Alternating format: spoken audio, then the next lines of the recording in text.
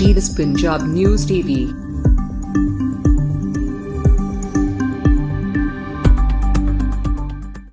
नमस्कार।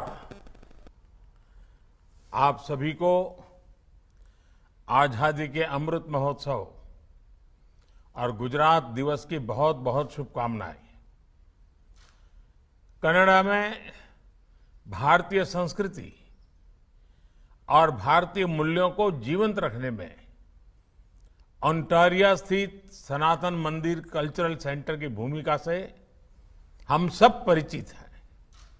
आप अपने इन प्रयासों में कितना सफल हुए हैं, आपने किस तरह अपनी एक सकारात्मक छाप छोड़ी है। अपनी कनाडा यात्राओं में मैंने ये अनुभव किया है। 2015 के अनुभव कनाडा में भारतीय मूल के लोगों के उस स्नेह और प्यार का वो यादगार संस्मरण कभी भी हम भूल नहीं सकते हैं। मैं सनातन मंदिर कल्चरल सेंटर को इस अभिनव प्रयास से जुड़े आप सभी लोगों को बहुत बहुत बधाई देता हूं। सनातन मंदिर में सरदार वल्लभ भाई पटेल की ये प्रतिमा न केवल हमारे सांस्कृतिक मूल्यों को मजबूती देगी, बल्कि दोनों देशों के संबंधों की प्रतीक भी बनेगी। साथियों, एक भारतीय दुनिया में कहीं भी रहे, कितनी ही पीढ़ियों तक रहे, उसकी भारतीयता, उसकी भारत के प्रति निष्ठा लेश मात्र भी कम नहीं होती। वो भारतीय जिस देश में रहता है, पूरी लगन और ईमानदारी से उस देश की भी सेवा करता है। जो लोकतांत्रिक मूल्य, जो कर्तव्यों का एहसास उसके पुरखे भारत से ले गए होते हैं, वो उसके दिल के कोने में हमेशा जीवंत रहते हैं। ऐसा इसलिए क्योंकि भारत एक राष्ट्र होने के साथ ही एक महान परंपरा है, एक वैचारिक अधिष्ठान है, एक संस्कार की सरिता है। भारत वो शीर्ष चिंतन है जो वसुधैव कुटुंबकम की बात करता है। भारत दूसरे के नुकसान की कीमत पर अपने उत्थान के सपने नहीं देखता। भारत अपने साथ संपूर्ण मानवता के, पूरी दुनिया के कल्याण की कामना करता है। इसलिए कनाडा या किसी भी और देश में जब भारतीय संस्कृति के लिए समर्पित कोई सनातन मंदिर खड़ा होता है, तो वो उस देश के मूल्यों को भी समृद्ध करता है। इसलिए आप कनाडा में भारत की आजादी का अमृत महोत्सव मनाते हैं, तो उसमें लोकतंत्र की साझी विरासत का भी सेलिब्रेशन होता है। और इसलिए मैं मानता हूं, भारत की आजादी के अमृत महोत्सव का ये सेलिब्रेशन कनाडा के लोगों को भी भारत को और नजदीक से देखने, समझने का अवसर देगा। साथियों, अमृत महोत्सव से जुड़ा आयोजन, सनातन मंदिर कल्चरल सेंटर का स्थल और सरदार पटेल की प्रतिमा, ये अपने आप में भारत का एक बृहद चित्र है।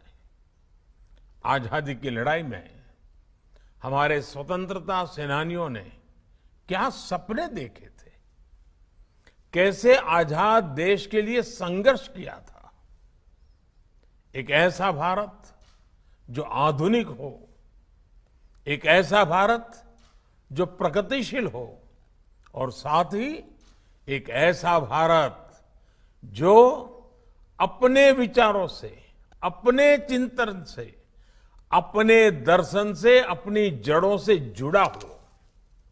इसलिए आजादी के बाद नए मुकाम पर खड़े भारत को उसकी हजारों सालों की विरासत याद दिलाने के लिए सरदार साहब ने सोमनाथ मंदिर की पुनर्स्थापना की।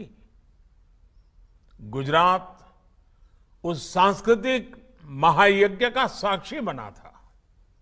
आज आजादी के अमृत महोत्सव में हम वैसा ही नया भारत बनाने का संकल्प ले रहे हैं।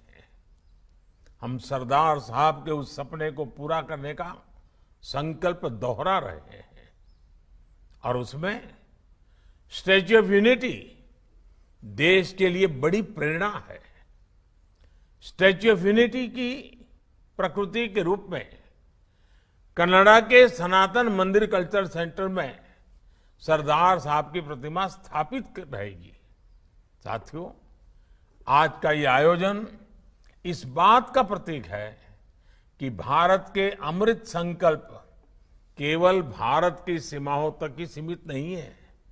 ये संकल्प विश्व भर में फैल रहे हैं, पूरे विश्व को जोड़ रहे हैं। आज जब हम आत्मनिर्भर भारत अभियान को आगे बढ़ाते हैं तो विश्व के लिए प्रगति की नई संभावनाएं खोलने की भी बात करते हैं। आज जब हम योग के प्रसार के लिए प्रयास करते हैं तो विश्व के हर व्यक्ति के लिए सर्वे संतु निरामया की कामना करते हैं।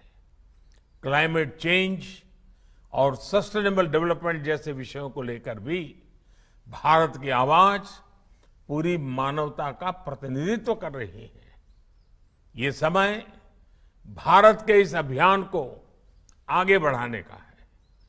हमारा परिश्रम केवल अपने लिए नहीं है, बल्कि भारत की प्रगति से पूरी मानवता का कल्याण जुड़ा है। हमें दुनिया को ये एहसास दिलाना है, इसमें आप सभी भारतीय मूल के सभी लोगों की बहुत बड़ी भूमिका है। अमृत महोत्सव के आयोजन भारत के प्रयासों को, भारत के विचारों को भी दुनिया तक पहुंचाने का माध्यम बने, ये हमारी प्राथमिकता होनी चाहिए।